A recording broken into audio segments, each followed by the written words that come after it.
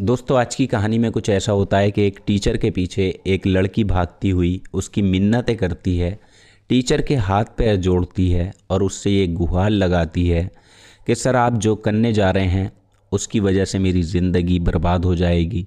मैं कहीं मुंह दिखाने लायक नहीं रहूँगी। बस एक बार आप ध्यान से सोच लो, उसके बाद फिर चाहे कुछ भी आप करना। और लड़की बार बार एक ही बात कहती रहती है, लेकिन दोस्तों टीचर उसकी एक बात भी नहीं सुनता।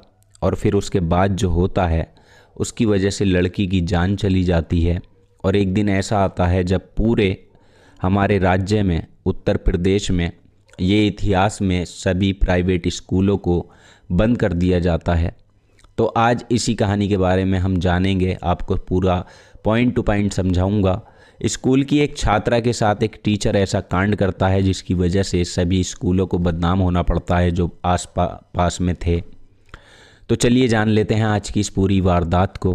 तो देखिए, आज की जो ये सच्ची घटना है इसका ताल्लुक जो है वो आजमगढ़ शहर के हरवंशपुर से है।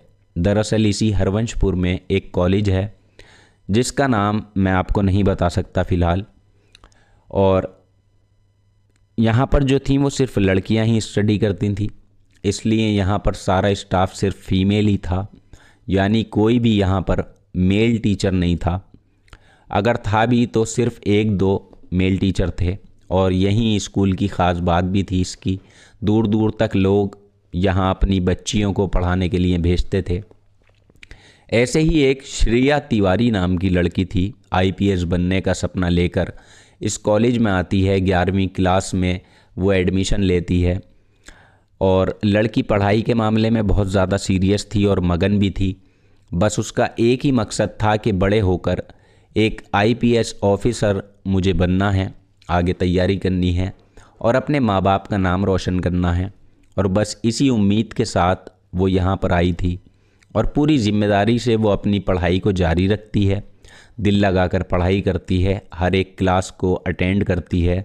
लेकिन इसी बीच कुछ ऐसा हो जाता है, 28 जनवरी 2023 को वो अपनी प्रैक्टिकल क्लास ज्वाइन करती है, क्योंकि पूरे स्कूल में उस दिन प्रैक्टिकल का एग्ज़ाम था उनका, बच्चों का। सभी बच्चे अपनी तैयारियों में जुटे हुए थे। और देखिए, इस कॉलेज का एक नियम था कि अक्सर महीने में कई बार सभी स्टूडेंट के बैग्स की चेक इन की जाती थी। चेक इन का मतलब ये था कि अक्सर पता चलता है, हम देखते हैं, सुनते हैं, इस उम्र के पड़ाव में जो लड़कियां होती हैं वो कई ऐसी चीज़ें अपने बैग में डालकर लाती हैं जिसका खामियाजा उन्हें कभी कभी भुगतना भी पड़ जाता है। जैसे कोई लड़की मोबाइल ले आई या कोई मेकअप किट ले आई, इस तरह की चीज़ें होती रहती हैं। जबकि ये किसी भी कॉलेज में परमिशन नहीं दी जाती इस चीज़ की। हर कॉलेज के अपने रूल्स होते हैं और इसी तरह यहाँ भी कुछ कड़े नियम बच्चों पर लागू थे। तो जैसे ही प्रैक्टिकल वाले दिन सभी बच्चों के बैग की चेक इन की जा रही थी, तो ये लड़की उस वक्त वॉशरूम गई हुई थी। उसका बैग क्लासरूम के बाहर ही था। तो जैसे ही वो वॉशरूम से आती है, वो देखती है कि उसके बैग की चेक इन हो रही है और एक टीचर उसके बैग को खंगाल रहा है, चेक कर रहा है। और जहाँ से कुछ ऐसी चीज़ें उस टीचर को मिल जाती हैं जो शायद नहीं मिलनी चाहिए थी। अब इसके बाद फ़ौरन ही ये टीचर उस लड़की से जाकर पूछता है कि तुम्हारे बैग में इस तरह की चीज़ें क्या कर रही हैं। तभी श्रेया कहती है कि सर, ये जो सामान है ये मेरा नहीं है, आप चाहो तो अपने क्लासरूम के कैमरे को चेक कर सकते हो, क्योंकि ऐसा हो सकता है कहीं चेकिंग के दौरान शायद किसी और लड़की ने ये सामान वो अपने साथ लेकर आई हो और डर की वजह से उसने मेरे बैग में डाल दिया। ऐसा हो सकता है, आप कैमरे चेक करें। इसलिए श्रेया नाम की लड़की टीचर के सामने बार बार गिड़गिड़ाती है, एक ही बात कहती है कि सर, जो मोबाइल और ये कंडोम है आपको मेरे बैग से जो मिला है ये मेरा नहीं है। एक बार आप मेरी बात सुन लो, मेरी आपसे हाथ जोड़कर रिक्वेस्ट है, आप एक बार कैमरे को चेक कर लो, क्या पता किसी और का ये सामान हो, उसने मेरे बैग में डाल दिया हो। यानी लड़की बार बार इसी तरह उस टीचर के आगे गिड़गिड़ाती रही, मिन्नतें करती रही।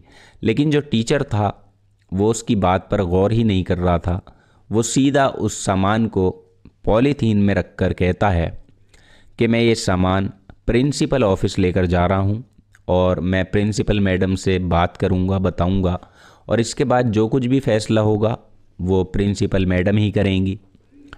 अब बस इतना कहते ही टीचर वहाँ से निकल जाता है, मगर जैसे ही वो प्रिंसिपल ऑफिस पहुँचता है तब पता चलता है कि आज ये प्रिंसिपल मैडम, जिनका नाम था, चलिए मैं नाम नहीं खोल रहा, तो ये जो हैं ये छुट्टी पर हैं, इसलिए वो वापस आ जाता है। लेकिन उस सामान को पूरे स्कूल में जो है वो उसका ढिंढोरा पीटता है।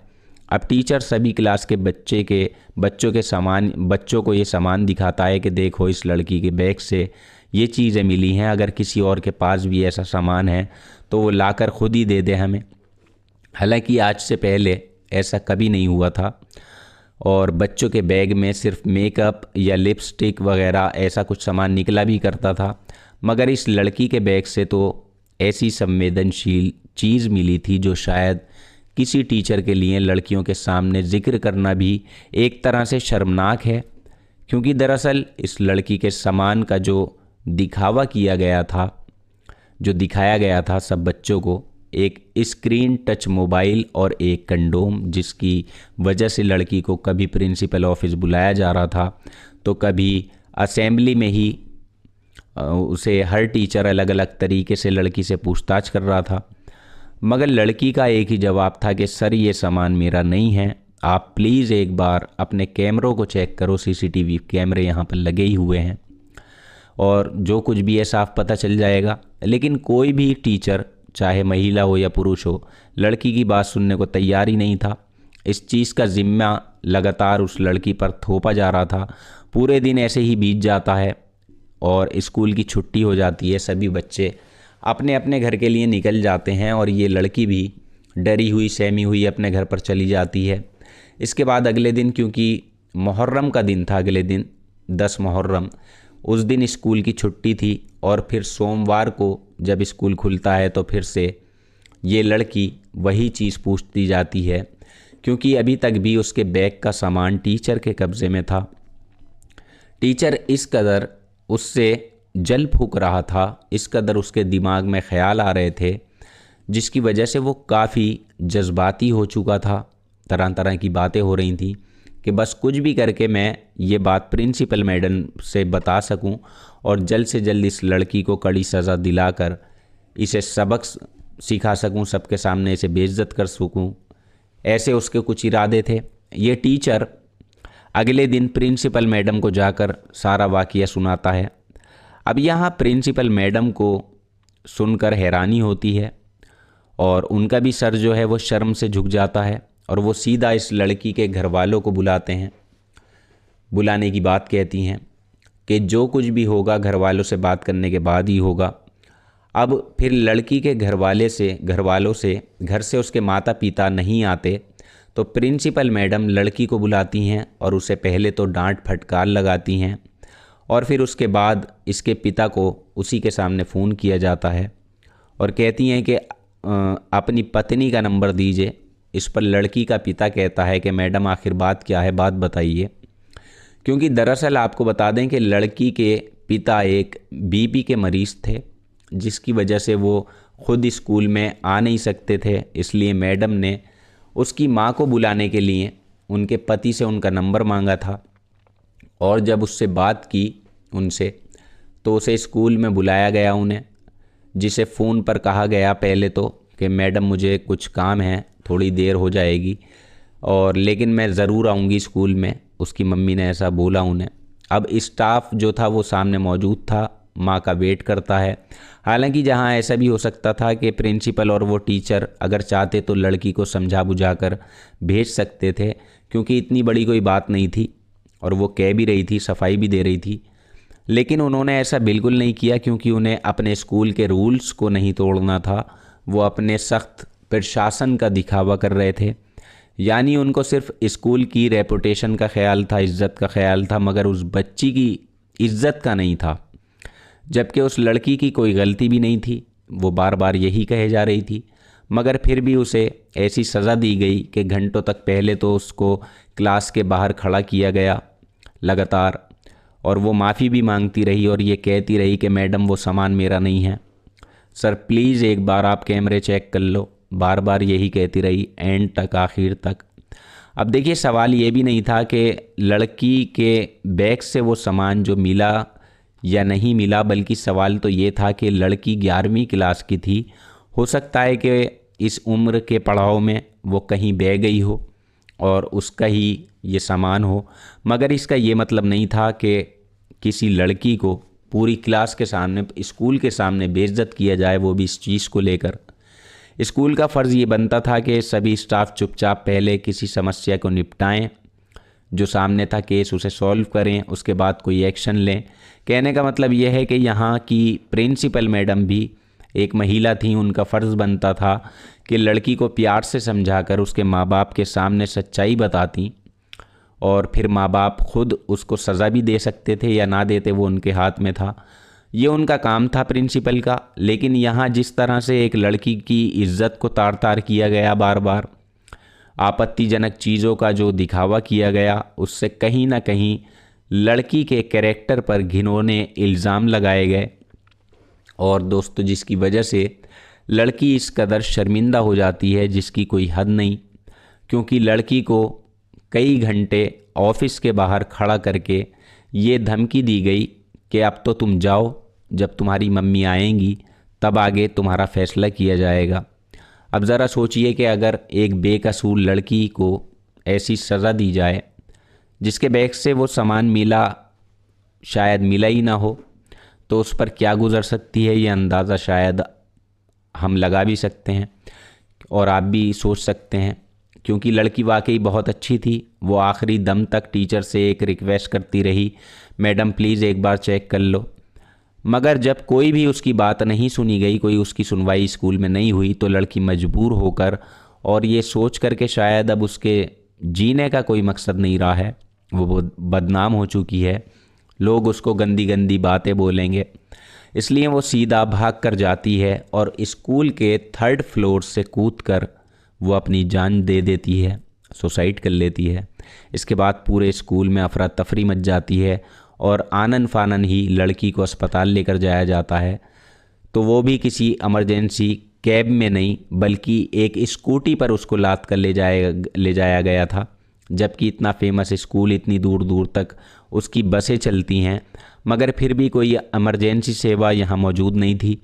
और जैसे ही आधा स्टाफ लड़की को अस्पताल लेकर पहुँचता है, तो वहीं दूसरी तरफ स्कूल की छुट्टी कर दी जाती है, सभी बच्चों को अपने अपने घर भेज दिया जाता है। लेकिन जब अस्पताल पहुँचने के बाद डॉक्टर लड़की का चेकअप करते हैं, उसे देखते हैं, तो वो उसे देखते ही कह देते हैं कि आपने इस लड़की को लाने में काफ़ी देर कर दी है और ये लड़की मर चुकी है। बस इतना सुनते ही जब लड़की के घर वालों को ये सूचना दी जाती है, तो घर वाले रोते पीटते हुए हॉस्पिटल आते हैं, क्योंकि उन्हें पता ही नहीं था लड़की की मौत का कारण क्या है, रीज़न क्या है। उन्हें तो स्कूल वाले घंटों तक बहकाते रहे और कोई भी ठीक से कुछ बता नहीं रहा था। लड़की के माँ बाप परेशान हो जाते हैं, उनका रो रो कर बुरा हाल था। अब उसे देखने के लिए पूरा हॉस्पिटल में इधर उधर वो दौड़ते भी रहते हैं, लेकिन कोई भी उनकी मदद नहीं करता, कोई उन्हें सही से समझाता नहीं, बताता नहीं। फिर काफ़ी देर के बाद पता चलता है कि आपकी लड़की के बैग से कुछ ऐसी चीज़ें मिली थीं जिसकी वजह से लड़की ने सुसाइड कर लिया है। अब देखिए, जब यहाँ से मामला पुलिस में जाता है, ये पुलिस केस बनता है, तो फ़ौरन एसपी साहब आकर स्कूल के सारे सीसीटीवी कैमरे को खंगालते हैं। और दोस्तों, जिससे ये क्लियर हो जाता है कि जहाँ से लड़की कूदी थी वहाँ एक भी खून की छींटें नहीं थीं, जबकि इतनी ऊंचाई से गिरने के बाद चारों तरफ खून होना चाहिए था जहाँ वो गिरी थी। लेकिन उस जगह पर खून का एक कतरा भी नहीं था, क्योंकि पहले ही उस जगह को बड़ी सफाई से साफ कर दिया गया था। पुलिस भी देखकर हैरान थी और उनको भी समझ नहीं आ रहा था कि अगर इत्तेफाक से लड़की के बैग से ऐसी आपत्तिजनक चीज़ें जो हैं वो मिली भी थी, तो उस पर अगर एक बार लड़की की बात मानी होती, कैमरों को खंगाल लिया होता, तो शायद सच्चाई सामने आ सकती थी। और अगर मान लीजिए कि लड़की दोषी थी, तो कम से कम एक बार उसको प्यार से समझाना चाहिए था या फिर उसके माँ बाप को बताना चाहिए था। लेकिन यहाँ कॉलेज किसी भी जिम्मेदारी को ठीक से नहीं निभा पाया। तो अपने आप में बस ये दिखा रहा था कि मैं कितना सख्त हूँ, यानी उसका स्टाफ, यहाँ के रूल्स कितने सख्त हैं। जबकि ऐसा सख्त रूल्स का ये नतीजा निकला था कि आज किसी की बच्ची इस दुनिया में नहीं थी। और ये बात जब अखबारों और सोशल मीडिया के माध्यम से वायरल हुई और पूरे शहरों में, राज्य में, तब पुलिस ने स्कूल की छानबीन शुरू की और 2 अगस्त 2023 को पुलिस ने सोनम मिश्रा और क्लास टीचर जो थीं उन पर आरोप लगाए, गिरफ्तार किया। उसके बाद जैसे ही खबर दूर तक फैली तो प्राइवेट स्कूल के अध्यक्ष ने ये आदेश दिया कि इसकी ज़्यादती हम कॉलेज वाले नहीं सहेंगे। यानी सब स्कूल के टीचर ने एक बैठक बिठाई, सभी ने मिलकर एक दिन की हड़ताल की। इसके बाद 8 अगस्त 2023 को सभी प्राइवेट कॉलेज बंद रहे। तो एक तरह से यहाँ भी प्राइवेट कॉलेजों ने अपनी एक बात दिखाने की कोशिश की, ये भी साबित हो गया। और इस मामले में जितनी गलती उस कॉलेज प्रशासन की रही, उससे ज़्यादा गलती हम सब की भी रही होगी, क्योंकि हम प्राइवेट स्कूल के टीचर पर इतना भरोसा कर लेते हैं कि अगर बच्चे अपने माँ बाप को कुछ बताना भी चाहें तो माँ बाप सुनने को तैयार नहीं होते, उन पे गुस्सा करते हैं, वो सिर्फ स्कूल वालों की ही मानते हैं। यही वजह थी कि उस बच्ची ने भी डर की वजह से, अपनी इज्जत जाने की वजह से, और उसने ये ऐसा कदम उठाया, आत्महत्या की।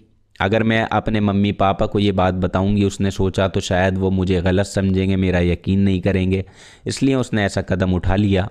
ये थी वाकई एक दर्दनाक कहानी, जिसे सुनकर शायद आपको कोई ना कोई सीख ज़रूर मिली होगी। और इस कहानी को लेकर आपकी क्या राय है, नीचे कमेंट बॉक्स में ज़रूर लिखिएगा।